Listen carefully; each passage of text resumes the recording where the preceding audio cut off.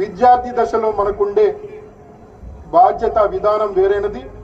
ఒక ఉద్యోగిగా, ముఖ్యంగా పోలీస్ శాఖ ఉద్యోగిగా మనకుండేటువంటి బాధ్యత స్థాయి పూర్తిగా భిన్నమైనది, చాలా ఉన్నతమైనది. మన ఆలోచన విధానం కాలేజీలో ఉన్నప్పుడు, స్కూల్లో ఉన్నప్పుడు ఒక మాదిరిగా ఉంటుంది.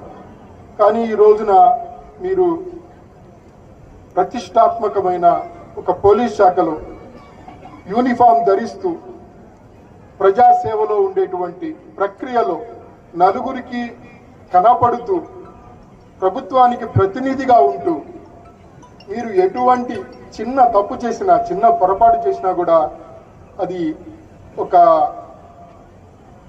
పెద్ద తప్పుగా, చాలా దురంతంగా ప్రతిబింబించబడే అవకాశం ఉంటుంది. కాబట్టి మనము ఈ విధంగా